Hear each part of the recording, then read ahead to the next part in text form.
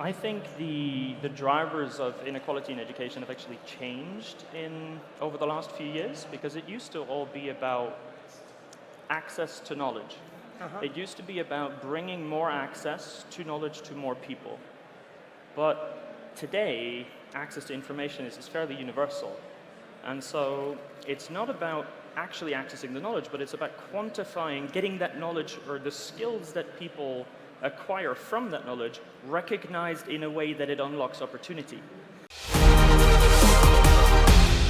And so I think the goalpost has shifted. When we talk about bringing equality in education, it is about mostly now about that equality of recognition of the actual skill that someone can acquire.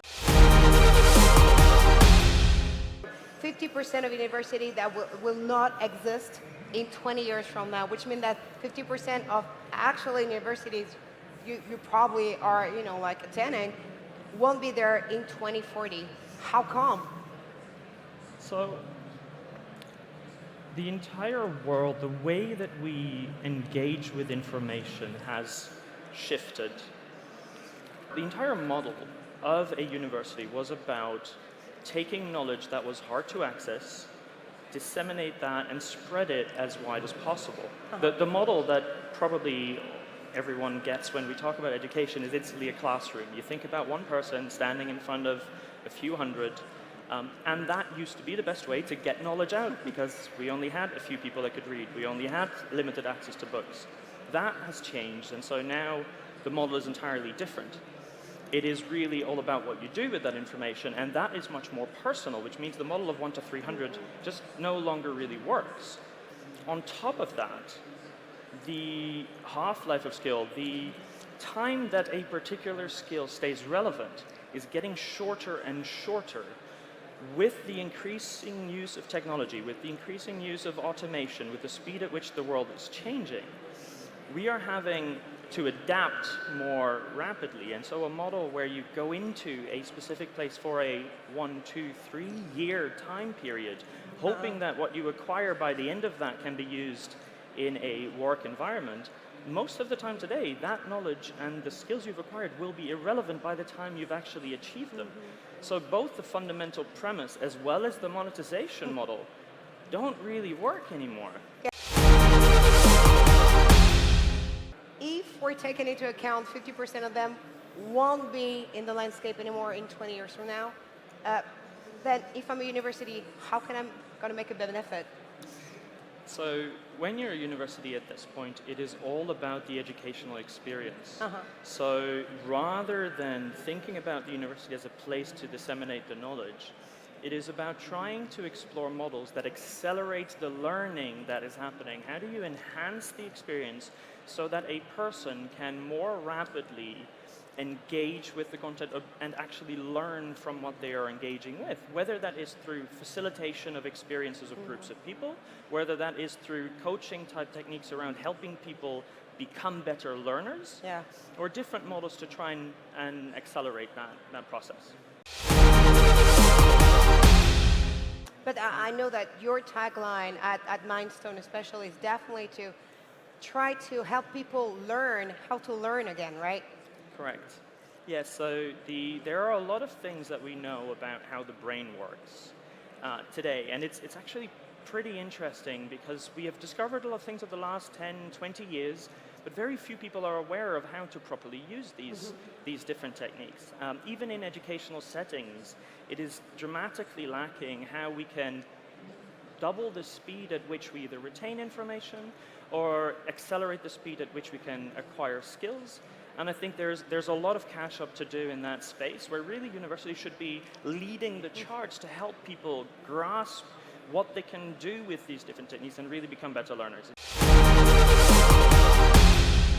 We're overwhelmed, let's put it this way, by content every single day. And there is also in the learning space a question put on mental health nowadays.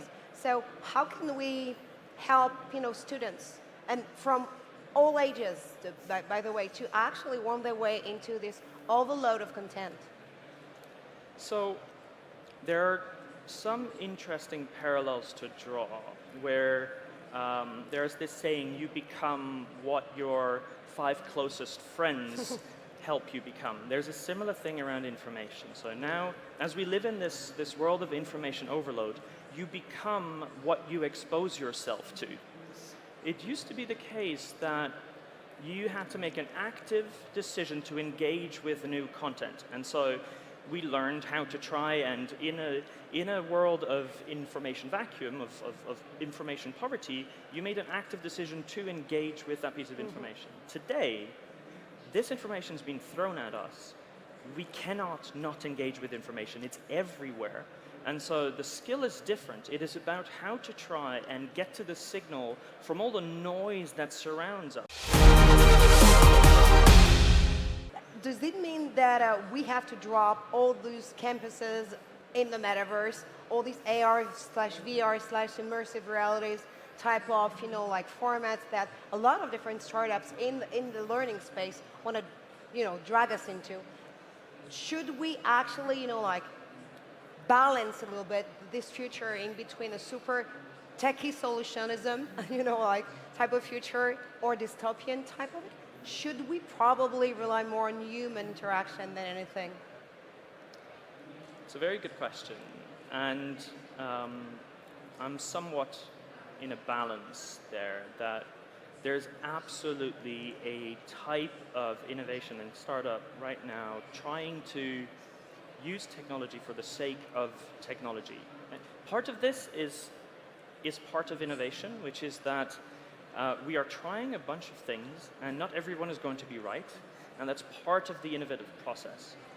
But at a fundamental level, the way that the brain works, the way we absorb information, when you purely think about remembering and acquiring skills, the more channels you can stimulate in the brain in a way, the more likely you are to be able to engage and to absorb and to learn from the information. So that's why, for example, we learn better from all things similar, if all things the same considered, we would learn better from a video type environment than a pure text or pure audio, for example.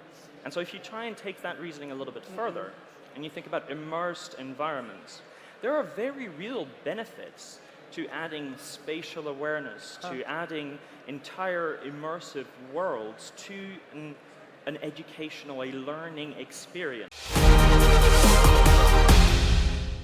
Talking about the world of education is not necessarily anymore the right way to describe what we're trying to do here. When we talk about education, and even what we've done now, we've talked a lot about the university setting, but the majority of learners today are actually adults in the workforce. They might not be sitting in a university setting. We are learning more and more from all the people around us. We have influencers producing so much content. We were talking about information overload. There's an enormous amount of content that's coming out there that we can learn from, but that is currently not part of the discussion. And so I would say that talking about the learning economy is actually something that's more useful than talking about education as a sector. It's becoming much larger, and there are very different models that could apply to trying to take the most of that.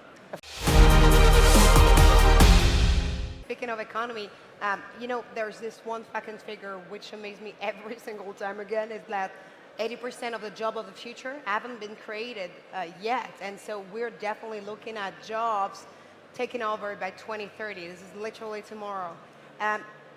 In this respect, are we actually raising future talents or citizens? There's another stat which I find very interesting, which is that 50% of the workforce today, of employees today, will need to reskill by 2025. Oh wow, that's even faster. It's even closer. And so when we talk about how we have to engage with this, we really are not talking about acquiring very specific skills. We are talking about helping people change the way that they engage with the world around them, help give them the tools to learn for themselves. But there's a buzzword, let's put it that way, which is really spread among the learning economy / like job, economy and the economy itself. this is definitely soft skills, which had been a competitor to hard skills over the last few seasons. And actually, I just want to make sure that we can go behind and beyond the buzzword itself. What are soft skills exactly? What should we need them more than ever? So I would say one of the biggest things that soft skills allow us to do as humans is collaborate. It allows us to go from my individual work to the work of a team to the work of a company. And so if we try to look at what that looks like in the future, when AI is doing more and more of these individualized pieces of work, it will become more important for us to bundle the capability of multiple people together in order to achieve a goal. Will diplomas be out of date in the near future? Yes, I don't think that they are viable for a very long time. I think we're seeing signals all over the place already.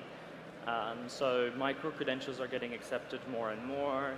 So, earlier today I was reading a stat that 71% or so of companies now accept online certificates and different equivalencies similar to university degrees. When 80% of young people fear their own future, how can EdTech be a part of the solution? So, as we go from, we talked about universities, but educational establishments, shifting from transitioning knowledge to helping people learn in a healthy way. In the last 30 years, actually, this is 30 years ago, when you think about how people engaged with their fitness levels, with their fitness routines, this was entirely different. And in the last 30 years, we transitioned to a world where we are sitting much more behind screens. We are no longer as active. And so we have had to think about how we engage with our own physical health in a better way. I think there's something very similar that's going to happen at a learning level, where we have transitioned as a society. We have to now catch up, where we need to engage with the way that we consume information. We have to take our information diet more seriously.